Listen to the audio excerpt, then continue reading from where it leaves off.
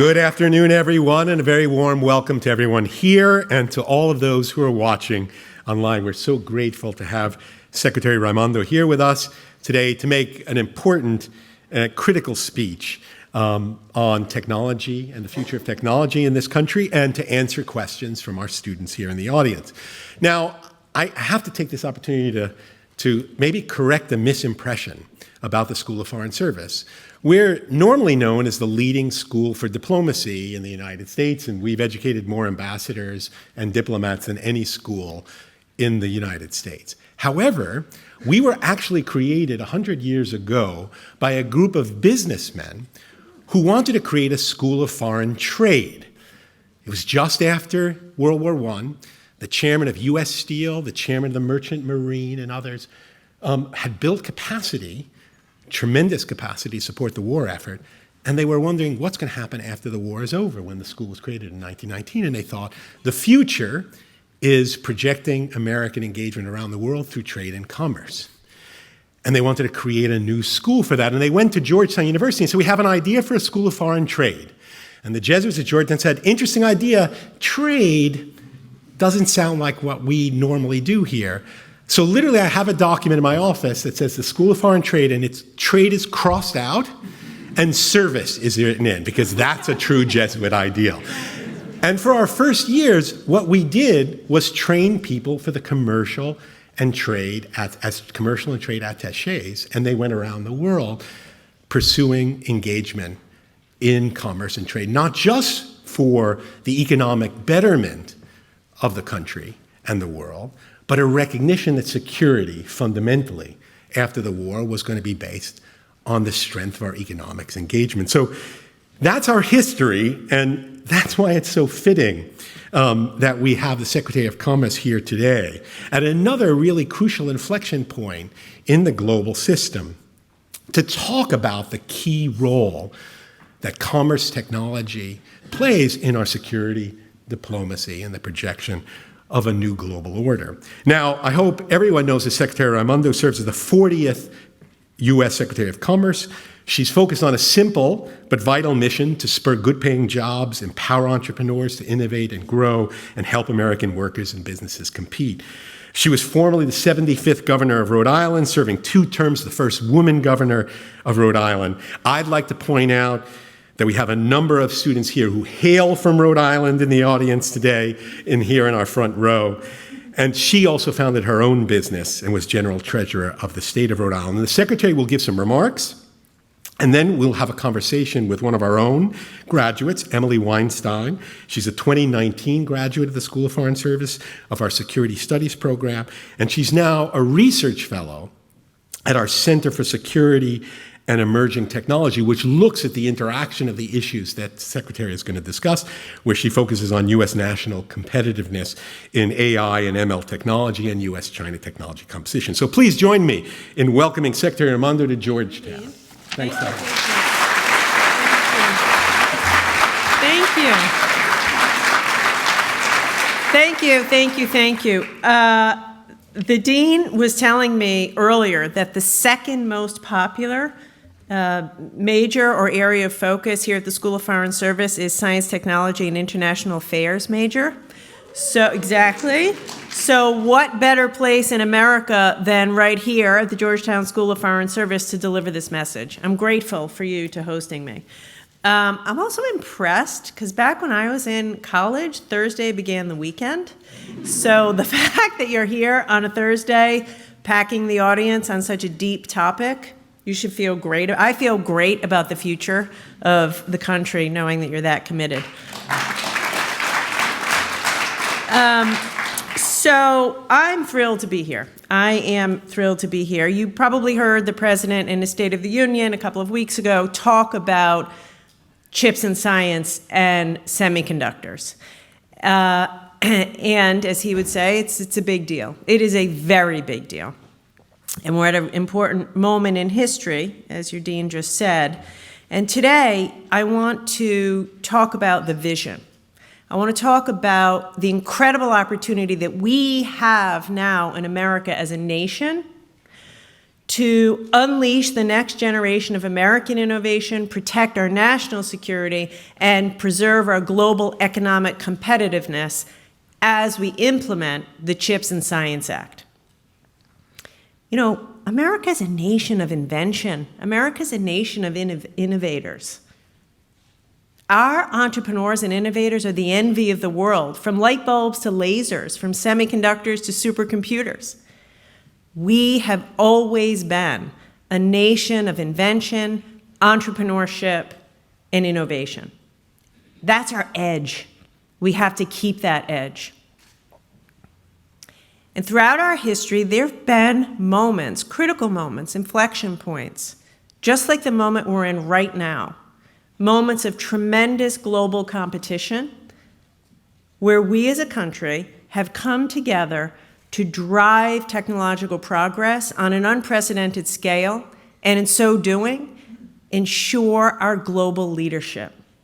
That's where we are right now. And you know some of those moments. In the 1860s, President Lincoln made historic investments in agriculture and created the land-grant university system to ensure America's food security. In the 1940s, Presidents Roosevelt and Truman invested in our nuclear security and pushed the boundaries of scientific innovation in the process. In 1961, President Kennedy united this entire country around his call to put a man on the moon by the end of the decade. And by doing that, issuing that call to America, President Kennedy led to the creation of a generation of engineers, scientists, test pilots, and manufacturing workers who propelled this economy and our national security to be leading in the world and far ahead of the Soviet Union. Well, we have a chance to do that again today. Today, at this moment of intense global competition, because of President Biden's leadership and his work in a bipartisan way with Congress, the CHIPS and Science Act presents us with an opportunity to make investments that are similarly consequential for our country's future. But only if we as a country unite behind a shared objective and generate a similar public-private mobilization and think boldly and think big. This is so much more than incentivizing the creation of a few new semiconductor fabs around the country. So much more. The research, innovation, and manufacturing sparked by this law will enable the United States to be the technological superpower, securing our economic and national security for the next generation. Just like our leadership in nuclear energy and the space race, our ability to maintain our competitive edge in advanced technology is essential to our ability to ensure the responsible deployment of that technology. Semiconductors are unique. They're unique in their ubiquity. Semiconductors form the foundation of every single advanced technology. Everything is on the foundation. AI, quantum, cloud, big data, the foundation of chips. And every one of those technologies can be used for good or, in the wrong hands, can be used for malign purposes like we've never seen. Folks, the stakes couldn't be higher, could not be higher, which is why we have to win. So next week, on next Tuesday, I'll be launching the first application for CHIPS funding. We'll be starting to put the money out to companies that want to apply, and it'll be focused on manufacturing facilities. The money is intended to incentivize companies to manufacture semiconductors in America. And in the coming months, we'll be putting out other applications for funding opportunities in the supply chain for semiconductors, as well as research and development. Years from now, when I'm retired and you guys are running the world, you'll judge the success of this program on a couple of key imperatives. First, you're going to say, did we implement CHIPS and Science in a way that built a reliable, resilient semiconductor industry that protects America's technological leadership. You will know, did we achieve the grand vision that I'm going to lay out today?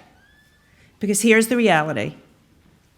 As global competition becomes increasingly about technology and chips, it's not just about missiles and tanks and drones. Our global competition and our leadership and ability to compete and lead the world depends on our ability to invest in research and development and innovation and the workforce that will lead in the 21st century. It isn't just military equipment. And you will say, did this moment spark that next wave of innovation? And second, you will ask, were we good stewards of taxpayer money? And I take that very seriously, particularly as a former governor. We are making a public investment, taxpayer money of the American people, public investment in private industry of a size and scale without recent precedent. And the people of America deserve transparency and accountability. And I expect to be held accountable. Now, I'm here to tell you where we're going with this, but bear with me for a minute. You have comfortable seats, get cozy. Bear with me for a minute, and let's take a look back. The United States of America invented the semiconductor industry. And actually, in the 1960s, some of you here may remember, maybe not the students, the industry was in a golden age. New companies were sprouting up left and right in what came to be known as Silicon Valley for the silicon and chips. Universities established new departments in computer science, electrical engineering, material science to train the talent and workers the industry needed. And here's something really interesting. It was manufacturing, not creation of algorithms, not software, not the internet. It was manufacturing of hardware, making things that powered that engine of innovation. And chips companies were fiercely competitive, of course. Competition makes us great. But there was also an industry-wide effort to advance the technology for the betterment of the whole industry. And by the way, the government drove advances through purchases, DoD purchases and tech transfer. Every day, tens of thousands of engineers in those companies would make incremental innovations in manufacturing techniques, which resulted in improved scaling and yield. Those kinds of incremental but necessary improvements in manufacturing are only possible when you produce millions and millions of wafers. And there was a relentless pace of innovation from the lab to the fab and the fab to the lab. And that pace of innovation, lab to fab, fab to lab, became synonymous with America's tech leadership, which allowed us to double our compute capacity every 2 years. It's why you have the internet in your pocket. It's why folks have a smartphone. It's why we have cloud computing services. It's why we lead in EVs and sophisticated medical devices and have the most advanced military in the world. It was that, and it started because we made them in America. And so what was once a self-propelling engine of innovation and production, it just fell out of balance. In the search of cheap labor in Asia, taking our eye off the ball of the innovation that comes from manufacturing, we sacrificed our manufacturing capacity and our workforce in the mistaken belief that we could somehow maintain our technological leadership without them. But it isn't possible. We've learned that. We're learning that now. It's actually quite painful if you just look at the facts. In 1990, when I was in college and in your shoes, the United States, which is to say not long ago, the United States accounted for 37% of global chip manufacturing. Today it's 12%. not long ago, at that time, the United States manufactured nearly all of the world's most sophisticated chips. Today, we manufacture none. In fact, we rely on one company in Taiwan for 92% of our most sophisticated chips. You let that settle in. That's a vulnerability that's unsustainable. And the truth of it is, those 92% of chips made in Taiwan are still based on technology created at UC Berkeley with federal funding. Talk about losing an edge. Talk about taking your eye off the ball and watching the atrophy. In 2001, after I had graduated law school, so now we're talking real recent history, the US had more than 300,000 semiconductor manufacturing workers. We've lost a third of those jobs, but at the same time, the global semiconductor industry has more than tripled. Guys, we're behind. We let ourselves go from the top to being behind. And as the cost of innovation increased, the semiconductor supply chain became more globalized. As I said, we were in search of specialization, lower cost labor. It all went to other parts of the world. So today, there are fewer manufacturers, but also fewer suppliers, and quite frankly, fewer opportunities for a new generation of innovators to develop cutting-edge research and development. And by the way, President Biden is constantly pointing out, to his great credit, these losses in manufacturing aren't limited to the semiconductor industry. In the past 25 years, the United States has lost 25% of its small and mid-sized manufacturers. And by the way, with them, we lost all their know-how, skills, and jobs. I'm not saying we have to make everything in America. Nobody is saying that. But the reality is the manufacturing atrophy in the semiconductor industry has real consequences. For starters, it's a threat to our national security. Almost all of our sophisticated defense capabilities, satellites, drones, hypersonic weapons, you can't do any of that without chips. Those weapons used by the United States military depend on a supply of chips that are currently not produced in America, and the vast majority are tested in China. And our dependence on foreign semiconductor supply chains also hurts our economy. And a couple years ago, in 2021, when inflation was peaking, car prices increased by nearly 30%. And at that time, the increase in car prices was responsible for about a third of core inflation. Do you know why? Lack of chips. Listen to this. This blows my mind. Last year, because Ford Motor Company couldn't get access to enough chips, even for simple things like windshield wipers, they couldn't put together the windshield wipers. Ford's workers in Michigan and Indiana only worked a full week 3 times in the entire year.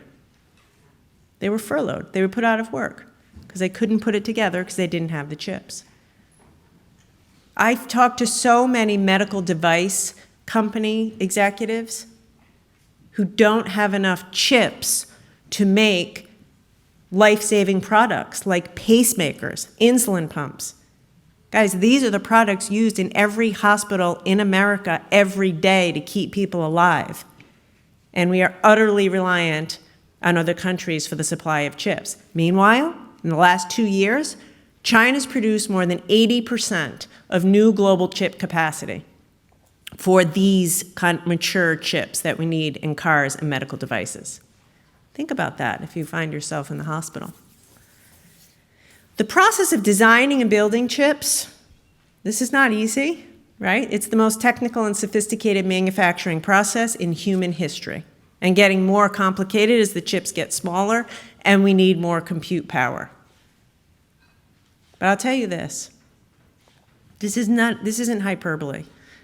The brutal reality is that without manufacturing strength here in the United States of America and the innovation that flows from manufacturing, we are at a distinct disadvantage in the race to invent and commercialize future generations of technology.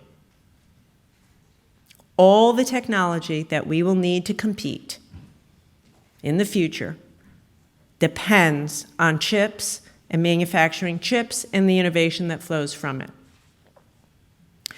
The CHIPS Act allocated $39 billion for manufacturing incentives to encourage companies to build and expand here, to account for the fact that it's more expensive. We know it's more expensive to build a big factory in America than in Asia. And so on next Tuesday, we'll be announcing the application for that process. And everyone's going to want to know next Tuesday, a lot of members of the press here, how much money is Intel getting, how much money is Samsung getting. I don't want to talk about that. I want to let's zoom out and talk about what are the goals, the national security goals that we must achieve in the next decade through implementing this program. First, America needs to design and produce the world's most advanced chips right here in America. Good news, America still leads in design and software, but it isn't enough. We need to lead in manufacturing. Specifically, with the CHIPS program, we need to make sure that at the end, the United States has at least 2 new large-scale clusters of leading-edge logic fabs that will have been built here in America. Each cluster will include a robust supplier ecosystem, research and development facilities to continuously innovate new process technologies, and specialized infrastructure. And by the way, every one of those clusters will employ 10,000 plus workers, American workers, in high-paying jobs, from folks right out of high school to PhD scientists and engineers. Additionally, the United States will develop multiple high-volume advanced packaging facilities and become a global leader in packaging technologies. Fortunately for you, because the speech will be lengthy as it is, I'm not going to go into what packaging is and why it matters. I'll simply say, as chips get smaller, the way you arrange the chips, which is packaging, is more and more important, and we need it done in America. We also need U.S. fabs to produce advanced memory chips on economically competitive terms. It's time to innovate, to bring down costs so we can make it in America. And the United States will strategically increase its production capacity for current generation and mature node chips, sometimes called legacy chips, which are the chips I've been talking about for cars, military equipment, medical devices that are necessary for economic and national security. Now, you may listen to this and think that's lofty, and it's true. It's true. This won't be easy. I am eyes wide open to the challenges of implementing a publicly funded initiative of this scale and level of complexity. Now, but I'm ambitious, I'm not naive. And the truth of it is, we don't have a choice. The stakes are so high, the world isn't waiting.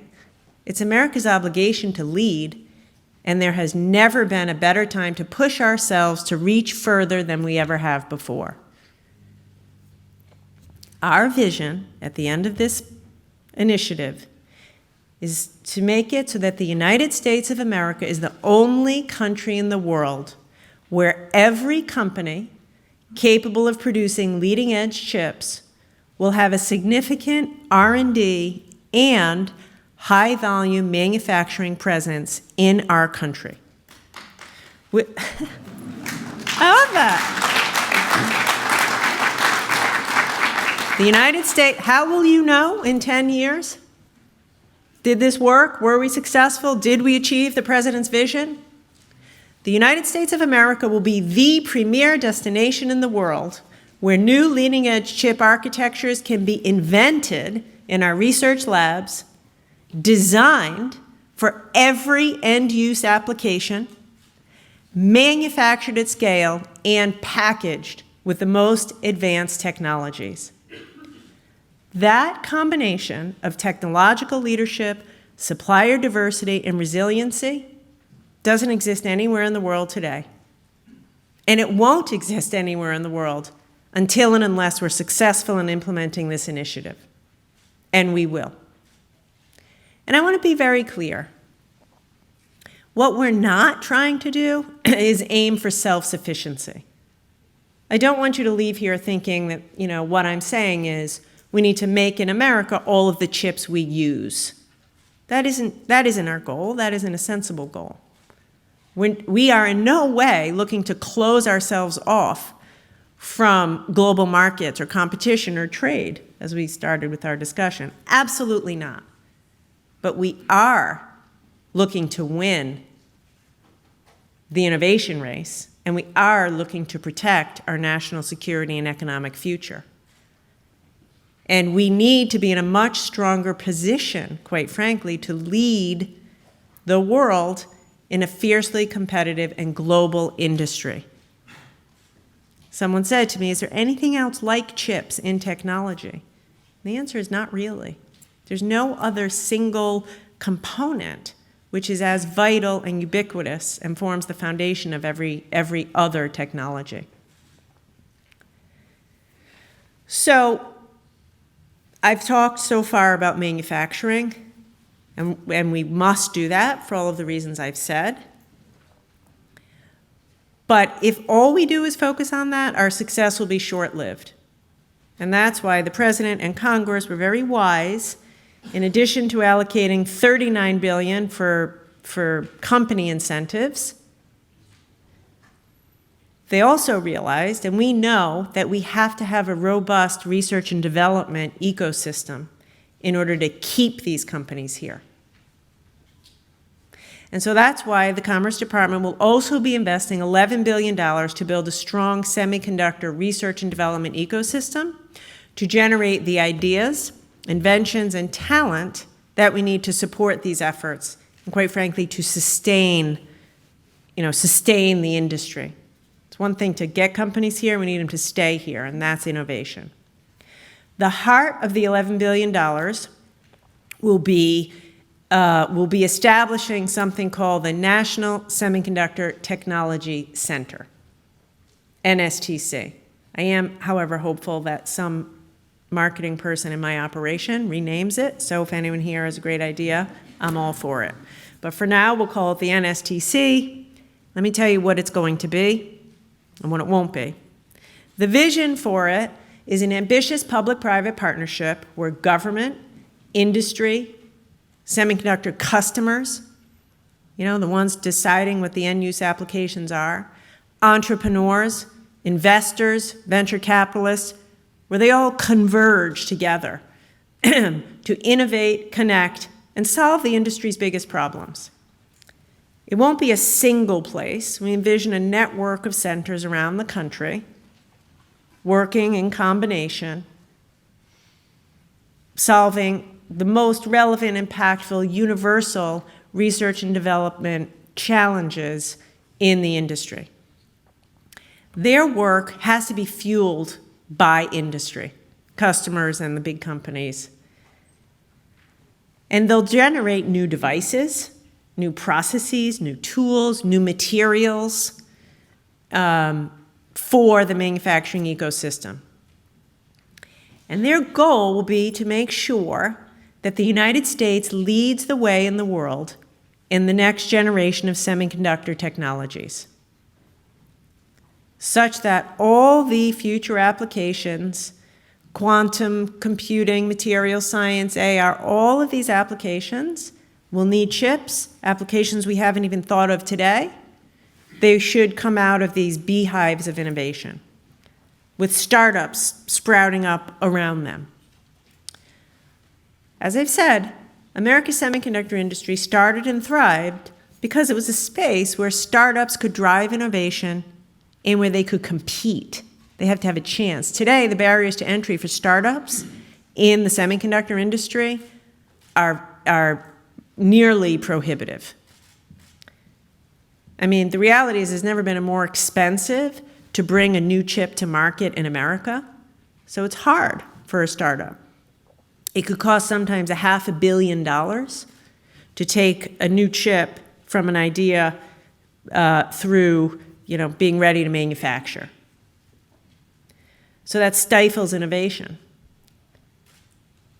By the way, it's why venture capital over the years has shriveled up in the area of hardware. Like in 2005,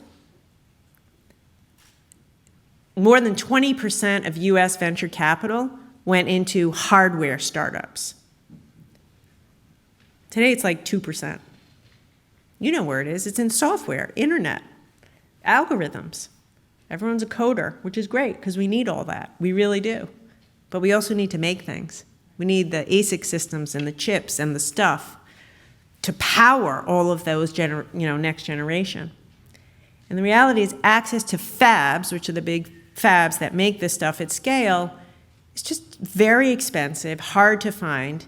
And honestly, the talent is hard to find. When you don't make things anymore, you don't have the people who know how to make things.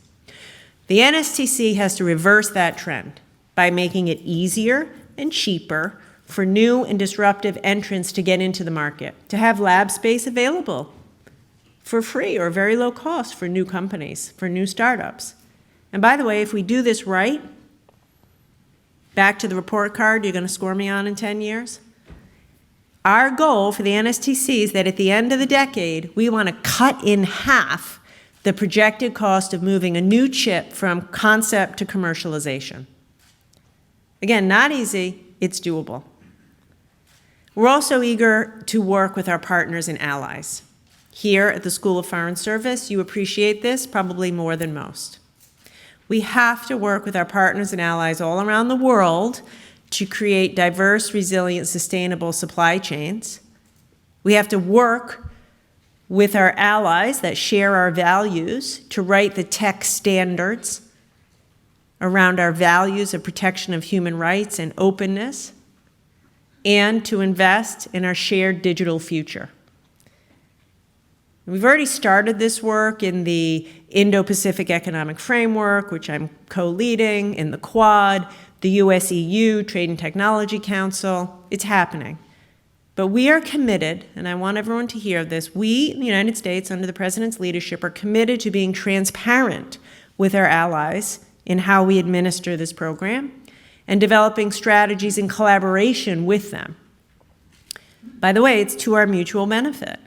We'll avoid a race, a subsidy race, which is no good for our allies or us. It's a waste of taxpayer money, and it'll make sure our combined supply chains are more resilient and diversified. And very importantly, we will continue to work with our allies to enforce our restrictions. Investments in chips allow us to gain an edge. Investing in innovation will gain an edge.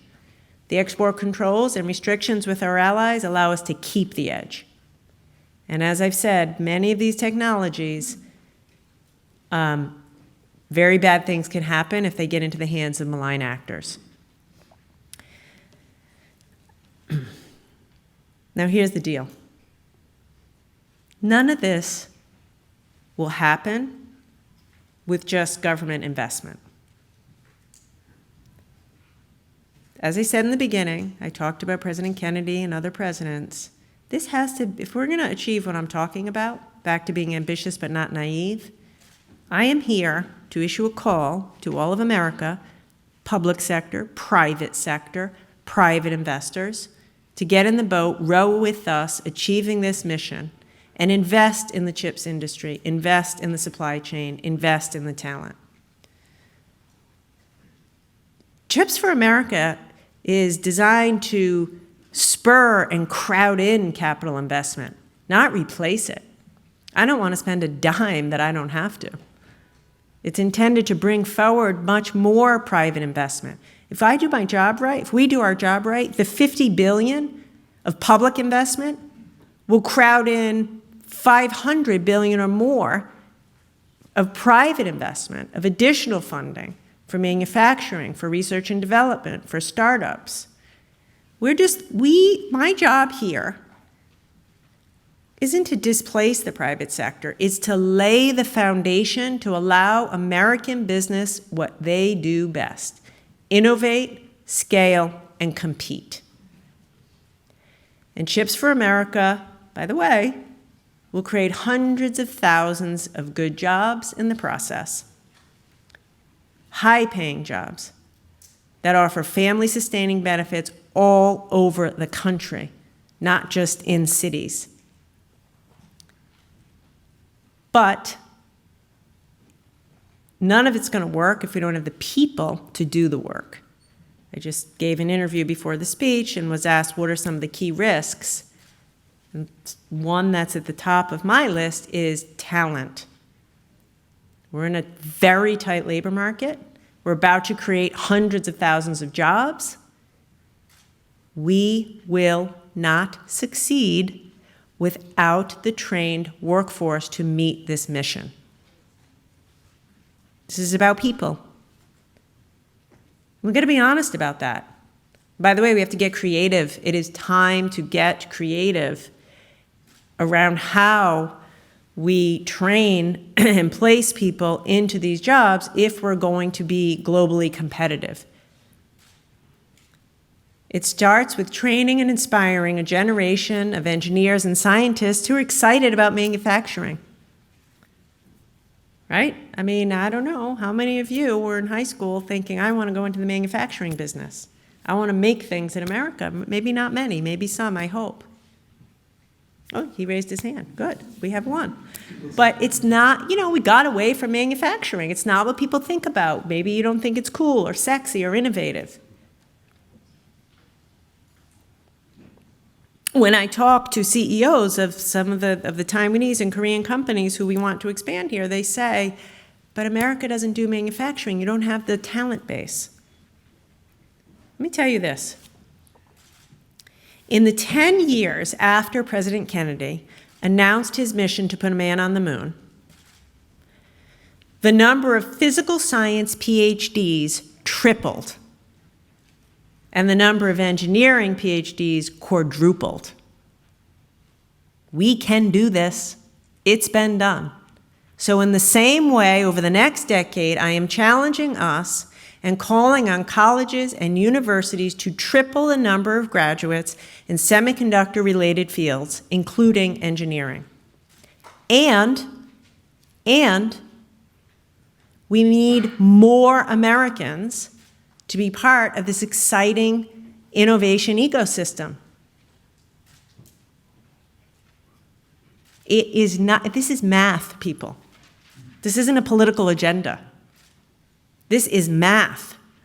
These colleges and universities have to expand their recruitment pipelines so that women, people of color, veterans, underserved communities can get these degrees and launch their careers. And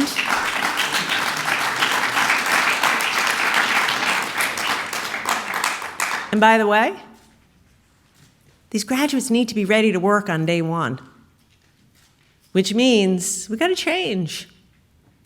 We have to change. It means if you take engineering in college, you should be able to go get a job at one of these semiconductor facilities the day you graduate because you've been trained in the right skills, on the right software, on the right hardware, and you're ready to work. Colleges and universities need to partner with industry and align programs to the needs of the actual jobs available in these semiconductor fabs. Give college credit, even at the best universities, for actual work experience. Applied is not less than. It's necessary. Applied is not less than theoretical. It's necessary. If we're going to meet the mission, we need vastly more scientists and engineers trained in this country, excited about manufacturing and ready to work. That's how you compete in the world and lead the world. By the way, manufacturing is also one of the best places for workers without a college degree to find a really good, high-paying, family-supporting job.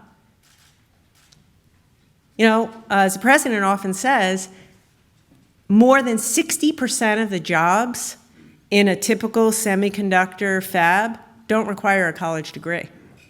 That's great news. And by the way, they pay six figures. But that's the good news. The bad news is we don't have enough people and we don't have enough high schools teaching in this way. So to meet the demand of the industry, I am calling on semiconductor companies and their supply chain to work with high schools and community colleges to train 100,000 new technicians in the next decade through creative apprenticeships, career and technical education, and career programs. This is doable. This is very doable. We can do the 100,000. We have to train differently. Teachers will have to teach differently. And we can put 100,000 people to work without college debt in amazing family-supporting jobs. But if we don't, let me tell you what happens. There'll be an estimated shortfall of 90,000 skilled technicians in the chip industry by 2030. It just doesn't work. The same is true for building these fabs. These are massively, so the average leading-edge fab, by the way, is the size of 4 football fields. The scale is magnificent. I visited one in Korea with the president. Every facility requires 7, 8, 9, 10,000 people to build them, and it takes years. So in the process of building these new facilities in the coming years, we'll need well over 100,000 highly trained construction workers all across the country. In case you haven't noticed, the unemployment rate in the construction field is essentially zero. It's a very tight labor market. So we have to think differently. Once again, if we don't think differently, this is just a question of math. We will not have the workers to build the facilities on time, on budget, with the skills.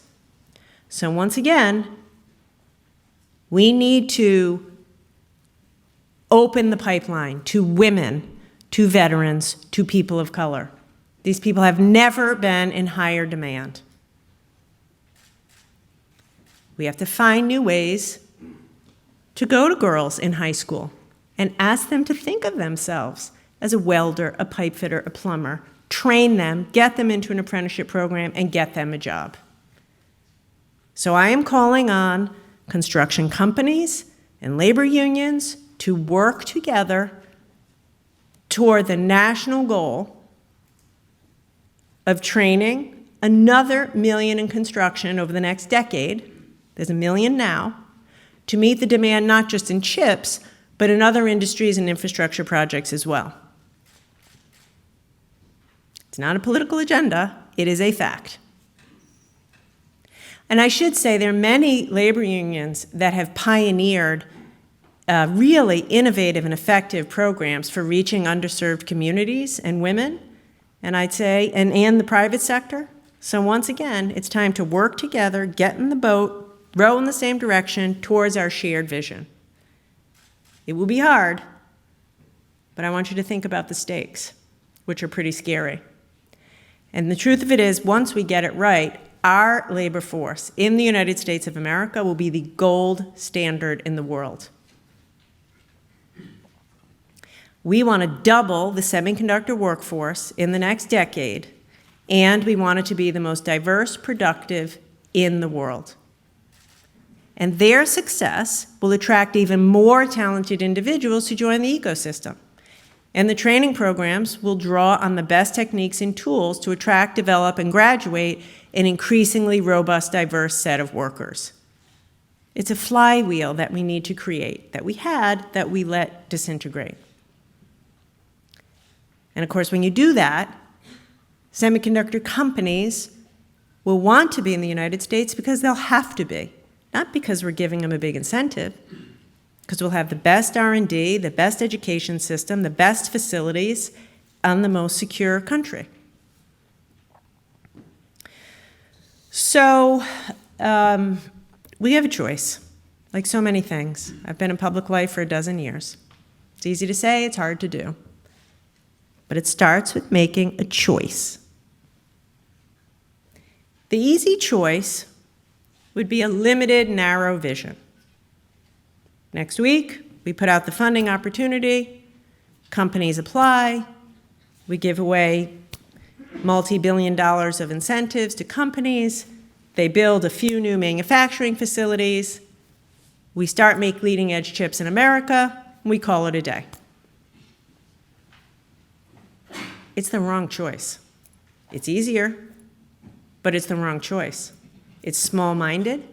It won't fundamentally secure our national security. It won't fundamentally revitalize our manufacturing sector. And it won't fundamentally enable America to lead the world in advanced technology at one of the most critical points in global competition. So I think we have to make the other choice, the choice I've laid out for you today, to commit ourselves to the bigger vision. So, what does that look like in 10, 15, 20 years from now, if we choose the bolder path? What it looks like is we show the world that efficient global supply chains don't require us to sacrifice resiliency and security. They can be both if you innovate enough. We can show the world that America can once again lead in manufacturing and all of the innovation that comes from the manufacturing. And as I said before, the level of leadership, supplier diversity, resiliency doesn't exist anywhere in the world, and it won't exist anywhere in the world unless we do it here. When we look back, some future Commerce Secretary, I would like to look back and say, we created a generation of innovators. A generation of innovators to write the next chapter in our history and in our technology advancements. Every chip maker in the world will view a new expansion as having to be in the United States instead of in Asia, because it'll be core to their business model, not because they're getting a big subsidy. There'll be more venture capital going into chip-related hardware startups. The NSTC, which will hopefully have a new name by then, will power innovation with scientists and engineers and state-of-the-art facilities. And by the end of the decade, we'll have demonstrated technological achievements that solve real pain points that improve our lives. Colleges and universities will triple their graduation of new engineers over the next decade, creating a constant stream of diverse and talented workers. Tens of thousands of American workers without a four-year college degree will have access to really good, sustainable, high-paying jobs and career paths. We'll add rocket fuel to our global competitiveness, ensuring that America secures its role as a technological superpower for decades to come. So for me, it's a pretty clear choice. It is a pretty clear choice. It's a harder road, but it's a vision worth pursuing. And I don't like the other vision and what goes with it. President Biden has done more than any other president to revitalize American manufacturing and innovation. This program, Chips for America, is core to those efforts. And I'm ready to get to work, I'm ready to do this, and I'm ready to do it in partnership with you. So thank you for having me.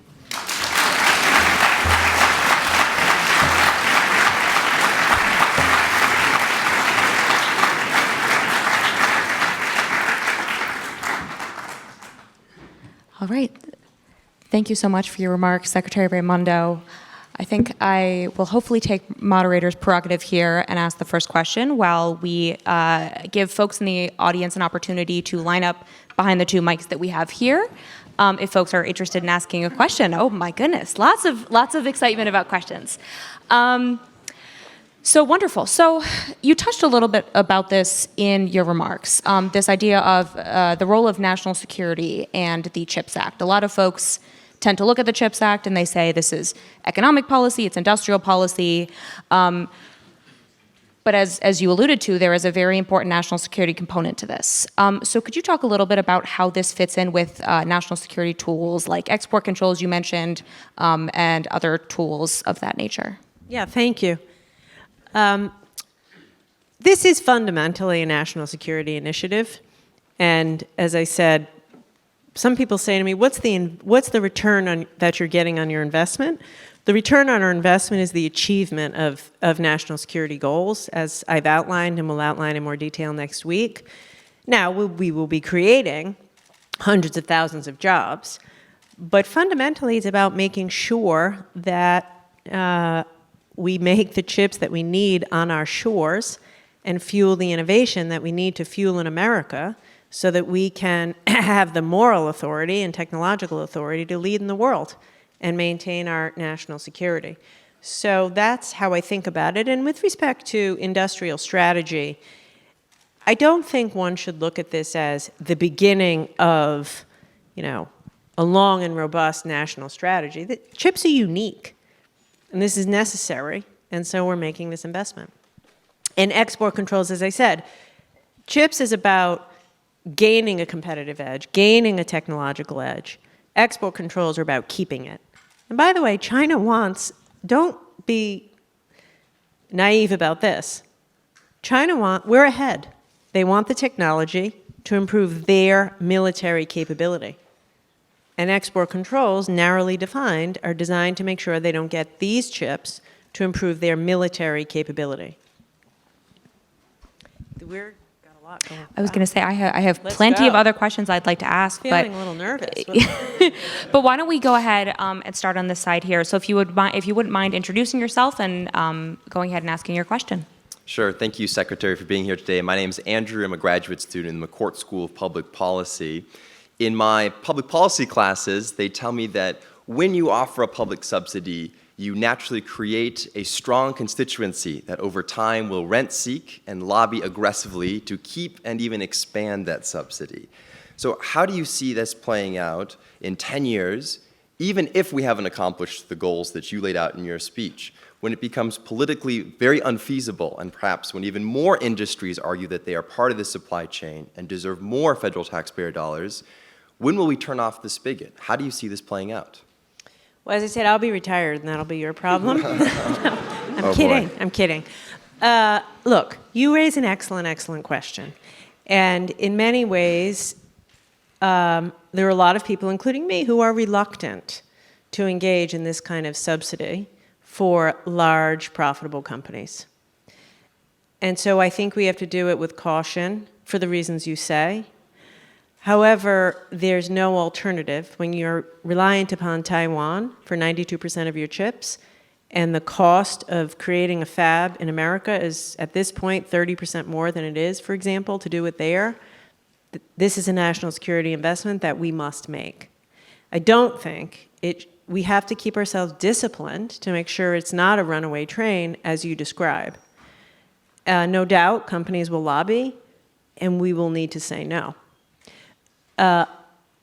The reason that I explained what I did is that the goal here should be such that we have the workforce, the customers, the designers, all the leading research and development, so the companies kind of have to be in the United States or want to be in the United States because it's good for their business, not because of the subsidy. Thank you. Thank you. And I think, too, your point about also focusing on startups and some of the smaller companies as well, I think is a really important piece of this. So hopefully we can start to fund some of those and kind of bridge that gap between some of the larger firms. Over on my right. Madam Secretary, thank you for being here today. I'm just a third-year undergrad student at Georgetown. So recently, the Biden administration's notion of restoring the soul of America and the notion of that America's back to its old allies seemed like fading away. As an immigrant from South Korea, I would really hope America will value and support America's allies in East Asia, such as South Korea, Taiwan, and even Japan. Nevertheless, many believe that CHIPS Act, the Inflation Reduction Act, and the notion that semiconductors would be mostly manufactured in the US resonate much with the last administration's America's First doctrine. America's old allies are suffering. For instance, Japan is expecting to slip from third place in the world GDP ranking. South Korea is no different, and its economy size is already overtaken by Russia and Iran in terms of GDP ranking amid the war. Madam Secretary, as a prestigious member of the cabinet, would you please elaborate on how America would support America's struggling allies in East Asia? Thank you. Yeah. So, as I said in the speech briefly, but I'm happy to elaborate, we want to do this in partnership with our allies. Yesterday I met with the head of the Chamber of Commerce in Japan. I've talked extensively with my counterpart in South Korea. And of course, Samsung is a world leader in this area. We have an opportunity, because we're just beginning to implement chips right now, we are already talking to Europe, to Japan, to South Korea to figure out how do we do this together. We don't want a subsidy race, and we certainly don't want to produce all the chips we need in America. This isn't about that. We will be dependent on those countries for a long time, and that's fine. That's trade. That's globalization. That is all okay. But what we cannot have is what we have now, which is an untenable reliance upon, one or two companies for what we need for our national security. So I think it's not, I think this will be an opportunity. By the way, Japanese companies are welcome to apply for the subsidy. Korean companies are welcome to apply for the subsidy if they build and do business in America. So I see this as being an opportunity to get closer with our allies if we do it right. Thank you. Back over to the left. Hi, I'm Benny. I'm a first year in the School of Foreign Service. And earlier you talked about strategic competition with China. And so I wanted to ask you, if America does not innovate and develop more manufacturing in semiconductors and research development, what is the impact of US-China relations? And also, what will happen if China overtakes America in this growing conflict between research and development and also the future of technology? Right, so that's the risk, of course, and that's why we have to win here. That's why I say the stakes are high. That's exactly what I meant. As I think about our competition with China, which is, and we are going to keep it as competition and not conflict, we have an offensive strategy and a defensive strategy. The defensive strategy is export controls, denying China access to our super high-end technology. But offense is much more important, which is investing in America. We can outcompete, we can out-innovate anyone in the world if we invest in our talent, if we're smart here, if we allow entrepreneurs and researchers to do what they do best, if we allow American companies to do what they do best, innovate, compete, and scale. But we do need to invest in America, in our infrastructure. And one of the other things I'm working on, in addition to chips, I'm also investing $50 billion to bring the internet to every American. So, we need to invest in our people and in our technology and in chips. And I have no doubt, I am utterly confident in America's ability to compete. And I think we compete when we invest in us and we emerge as the global technological leader. Thank you. And I think to tie the previous question into that as well, I think your point about doing this and bringing allies along with us is another way that we are going to hopefully outcompete China. Exactly. It's important. Thank you, Secretary Raimondo, for your remark. My name is Brian. I'm an international economics student, a junior here at the School of Foreign Service, and I'm from Taiwan. My first question is, will you ensure that the U.S. government will not engage in FTT, forcing TSMC Arizona to transfer key technologies to Intel. Secondly, according to TSMC founder Morris Chang, chips made in the US are 2 times the cost than chips made in Taiwan. And after that, you have to ship all the chips all the way to Taiwan for testing and packaging, and ship them to China for product assembly, and then ship all of the final products here back in the US for your consumers and your citizens to buy at a more expensive price at a time when US families are already suffering from sustained inflation. Additionally, there has already been a 30-year talent gap in chip industry in the United States, as students from top US universities aim to work at software companies like Google, Facebook. And there are also no fabs adjacent to top universities in the US for students to intern at. The massive labor needed to obtain the semiconductor raw materials are also subject to super convoluted US labor laws and robust unions. The support system of ASML here in the US is weak, and there is a lack of chip industry cluster.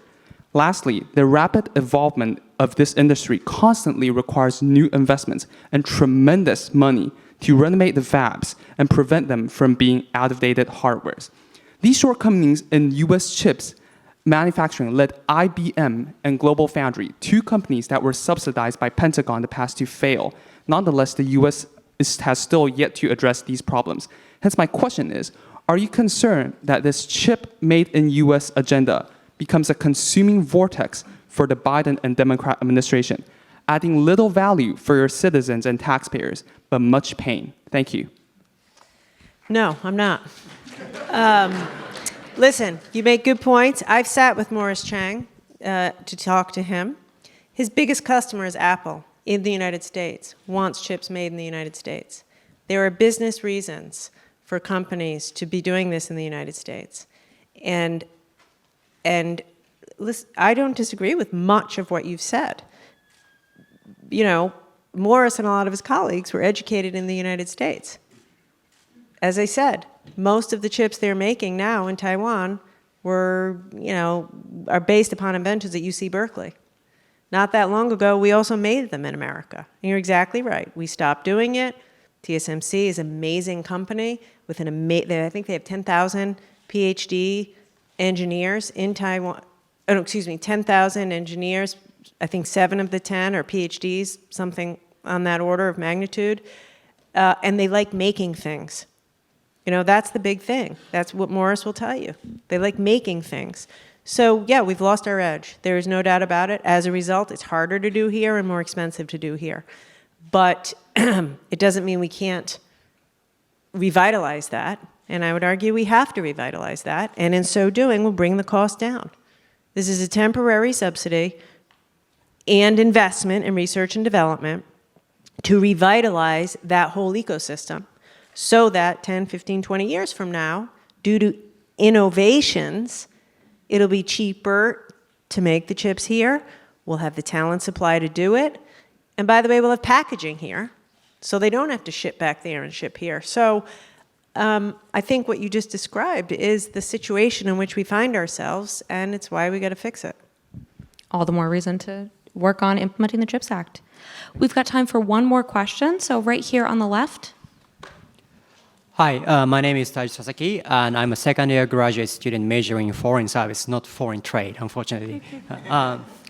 I already had some concerns raised by my East Asian colleagues, so I feel bad to add another concern. But so you mentioned the importance of cooperating on export control measures, and I completely agree with what you said. But at the same time, there are like different perceptions about the right level of control and restrictions when it comes to export control measures. Do you have any intention to apply extraterritorial rule if, for example, Japan and Netherlands do not implement the agreed measures on export control against China on semiconductors? It's an interesting question. It depends. You know, that's a tough question to answer. Let me say this. The right way to do export controls is in concert with allies. So, for example, a year ago, we led a coalition of 36 countries to align export controls against Russia. We could have done what you said. We could have. We had the tools to do the extraterritorial controls, and I thought about it. So just quickly for everybody here, what he's talking about is semiconductors, for example. Almost all the semiconductors made in Taiwan are made on with American machinery and software. So technically, we could have said to Taiwan, you can't sell any of that to Russia because if you do, you can't use our hardware and software. That isn't really the right way. We prefer not to do that. We prefer to go to our allies, as we did in Ukraine, and say, instead, you should control it. You should use your own controls. We don't want to reach in and do that. So that's the way we want to operate always with our allies, build consensus, build a coalition. Like you were saying, America is stronger vis-a-vis China if we combine with our allies. And for us, like working with allies on export controls is an article of faith. Having said that, and I want to be clear about this, our export controls are narrowly tailored and designed to deny China certain technology that China wants for its military. And we're going to do whatever we need to do to make that happen. Thank you. Thank you so much. And on that note, I think we will wrap up for today. Secretary Raimondo, thank you so much Thank you, guys. for this, and thank you all.